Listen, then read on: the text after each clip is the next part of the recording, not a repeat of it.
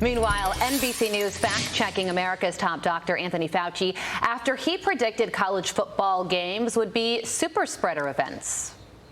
As soon as I saw it, I thought COVID's about to have a feast. What did you think? I thought the same thing. I think it's really unfortunate.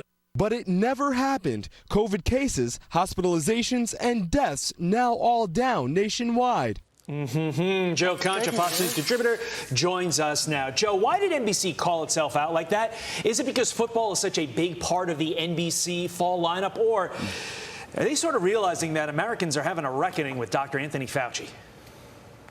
Yeah, that was a package, right? And all right, Carly, explain to the viewers what a package is so they understand what that means at home. It's a pre-taped story that you see on television. Nice. Well done.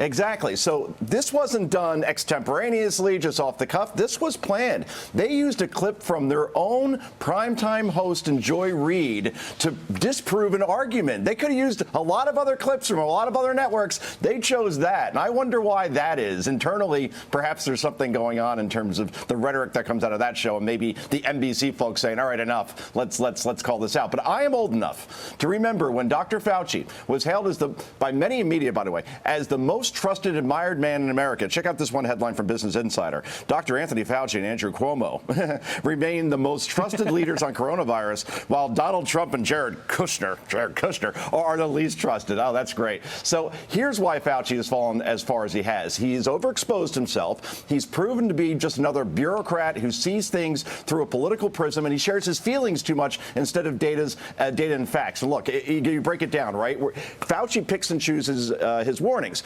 College football games, outside, bad. Sturgis biker rally, bad. Obama birthday party in an indoor tent with hundreds of people, he's silent on. Any Democratic lawmaker breaking their own mask rules, he's also silent on. Bottom line is that cases are in steep decline. Every college football state across the South, including Florida, hospitalizations are down nearly 65%, while you see 90,000 fans packed into Gator Stadium, where apparently my 8-year-old daughter has declared she's going to school. Oh, wow. Okay. Congratulations to her. Yeah. Let's stay on the COVID front now. We've been showing pictures of President Biden and First Lady Jill Biden. They went on a date night on Saturday, but they were spotted without wearing masks. And, Joe, they should know that all people over 2 years old, which I believe the president is, they're required to wear a mask indoors regardless of vaccination status in Washington, D.C. So is this another case of rules for thee, not for me? Wow, rules for thee, not for D's, Carly, as in Democrats in this case. Thank you, Todd. I appreciate that. The fully vaccinated president will wear masks outdoors when no one's near him.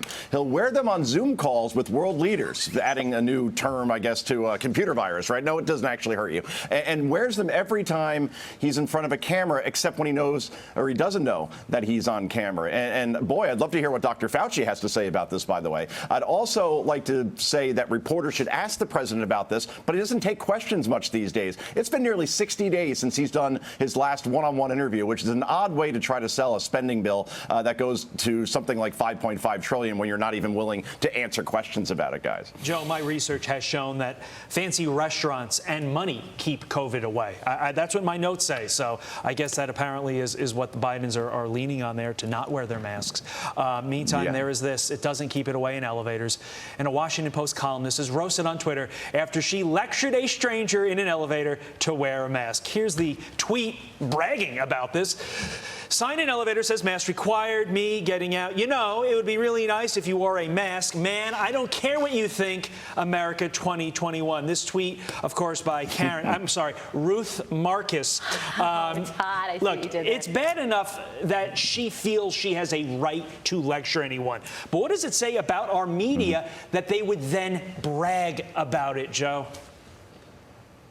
I think Twitter is the worst thing that has ever happened to folks in this business, because they have no discipline. They can't control themselves. There's no editor or producer to stop them saying, like, maybe this isn't a good idea. And a lot of the times they use Twitter to virtue signal in this situation, right? I morally am better than you, and I'm going to share the story as to why. You did it to me now. Ruth Marcus, all right, she was wearing a mask. She was vaccinated. She is therefore protected. She shouldn't have to worry about other people not wearing masks, and she certainly shouldn't brag brag about it. And this is one more reason why not so much people distrust the media, why they're kind of looked upon as Annoyed. lecturers and hall monitors instead of just people that just report the news, Carly. It's not just the media, too. I just don't think that anybody needs to tweet everything that they say or do. Joe, thank you so much for joining us. We appreciate it.